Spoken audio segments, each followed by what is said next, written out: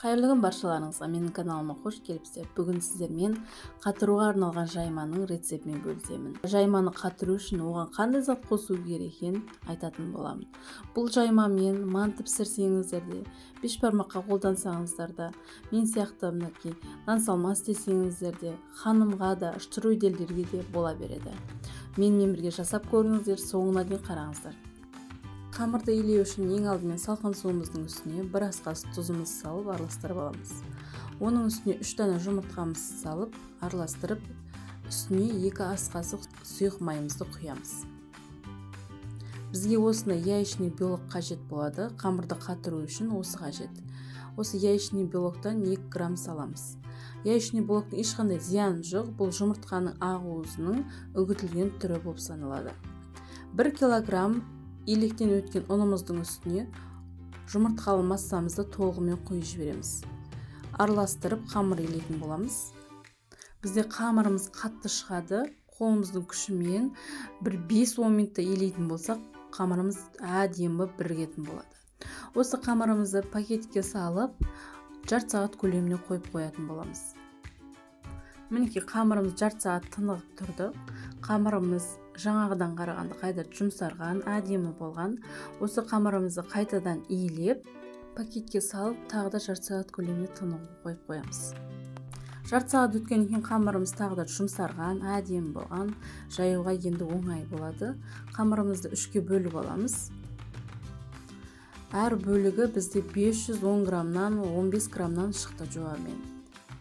Бір бөлігін жаятын боламыз, қалғандарын пакетке салып қойып қоямыз. Қамырымыздың асты үстіне ұн сеуіп, осы қолымыздың көмегімен осылайша жұдырығымызбен басып дөңгелеп шығамыз. Осылай дөңгелеп шықсаңыздар, қамыр жайылғанда дөңгелек болып шығатын болады. Осыдан кейін бар қамырдың айнала шетін оқтаудың көмегімен жайып шығамыз, ортасына теспей, содан кейін бар ортасын жаямыз. Қамырымызды оқтауымызға орап, екі шетімен басып, қатты күш салмай, сағат тілімен айналдырып отырып жайып шығамыз. Қамырымыз айнала шетін бәрі бірдей тегістікте болу үшін, жұқа болу үшін осылай етіп істеп аламыз. Видеодағыдай бір-бірінің үстіне ұн сеу арқылы айналдырып конверт сияқты істеп аламыз.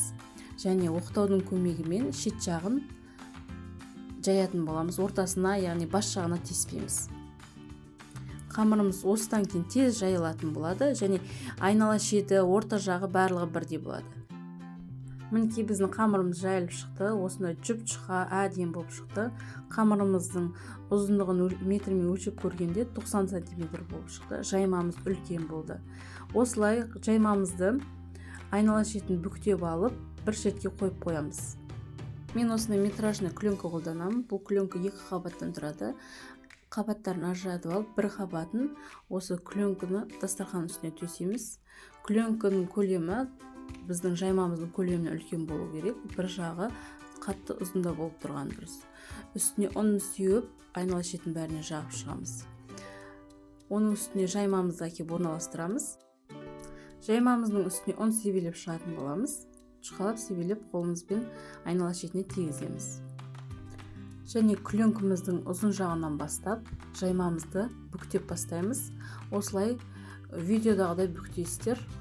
Қамырымыз бір-біріне тиіп қалмау керек, қамыр клеенкаға тиіп тұру керек. Ұн себілмеген жерлеріне ұн себелеп жіберіңіздер.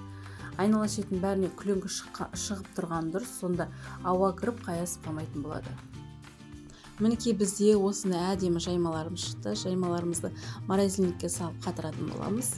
Қатырылған жаймаларымыз 3 ай көлемінде тұра береді, ешқандай өзінің дәмін жоғалтпайды. Егер бір рет ерткен екен, екінші рет қатыруға болмайды. Мінекей осы жаймалармен қалаған тамағыңызды дайындасаңыздар болады. Соңына дейін көргендеріңізге көп рахмет. Менің каналыма тіркеліп кетіңіздер, комментарий қалдырыңыздар, лайк басып кетіңіздер. Алдағы уақытта дәмді рецептермен бөлісетін боламын. Сіздерге көп рахмет.